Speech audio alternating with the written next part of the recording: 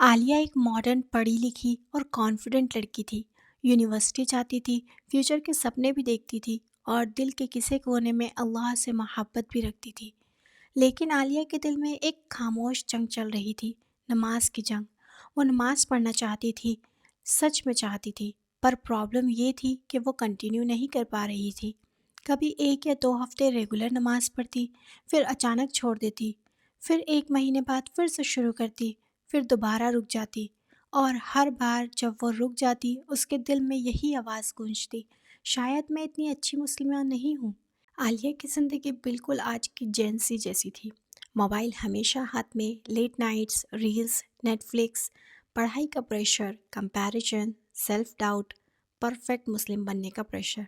جب بھی عالیہ کو کوئی ایموشنل اسلامک ویڈیو دکھتی یا کوئی ریل جس میں لکھا ہوتا جو فجر چھوڑ دیتا ہے وہ اللہ کو چھوڑ دیتا ہے، اس کا دل ہل جاتا، وہ رو پڑتی اور اسی رات ڈیسیشن لیتی، بس اب میں پکی نمازی بنوں گی۔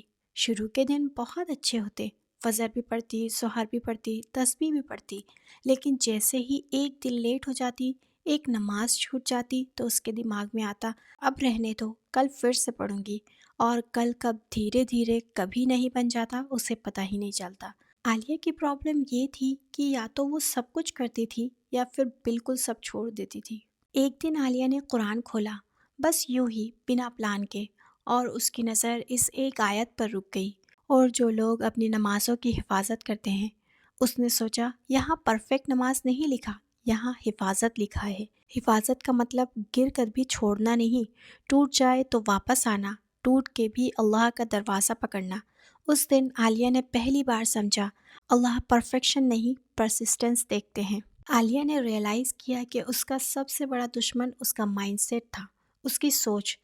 5 وقت نہیں ہو رہا تو کوئی مطلب نہیں، ایک نماز چھوٹ گئی تو سب برباد، میں پرفیکٹ نہیں ہوں تو شروع ہی کیوں کروں؟ ایک دن اس نے خود سے پوچھا، اگر اللہ پرفیکٹ لوگوں کو چاہتے تو پھر توبہ کا کانسیپٹ کیوں ہوتا؟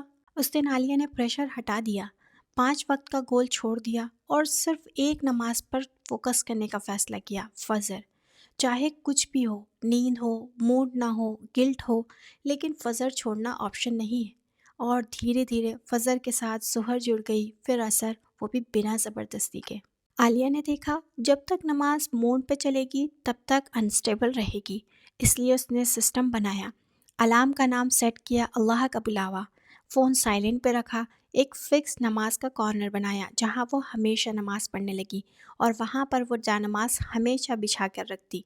اس کے بعد نماز عالیہ کے لیے اس طرح بن گئی کہ وہ اب اس کے موڈ پر ڈیپینڈ نہیں ہوتی کہ آج من ہے یا نہیں، اور جب کوئی چیز ہیبٹ بن جاتی ہے تو اس میں اسٹرگل کم اور سکون زیادہ محسوس ہوتا ہے۔ عالیہ جب بھی کوئی غلطی کرتی تو وہ سوچتی اب میں نماز کے لائق نہیں رہی، پھر اس نے ایک بات سمجھی، نماز ریوارڈ نہیں میڈیسن ہے، اور اسے یہ حدیث یاد آئی، نماز گناہوں کو ایسے مٹا دیتی ہے جیسے پانی گندگی کو۔ اس دن عالیہ نے ڈیسائیڈ کیا میں گناہ کے بعد نماز نہیں چھوڑوں گی، میں نماز کے ذریعے گناہ چھوڑوں گی۔ پہلے عالیہ صرف پڑھ رہی تھی، اب وہ بات کرتی ہے سجدے میں اللہ سے، یا اللہ میں ویک ہوں، یا اللہ مجھے پکڑ کے رکھ، یا اللہ میں پھر گر جاؤں گی، اور اسی کے ساتھ نماز اس کے لیے اب بوجھ نہیں، ایک سیف پلیس بن گئی تھی۔ عالیہ سے آج بھی نماز چھوٹ جاتی، کبھی 2 دن، کبھی 1 ہفتہ، پر پہلے جہاں وہ کہتی تھی اب رہنے دو، اب وہ کہتی ہے یا اللہ میں پھر آ گئی، اور اسے یاد رہتا بے شک اللہ توبہ کرنے والوں سے محبت کرتا ہے۔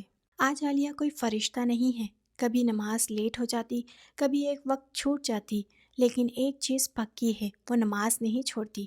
اگر آپ شروع کرتی ہو، پھر رک جاتی ہو، پھر واپس آتی ہو، تو آپ کمزور نہیں ہو، آپ لڑ رہی ہو، اور جو اللہ کے لیے لڑتا ہے اللہ اسے کبھی اکیلا نہیں چھوڑتا۔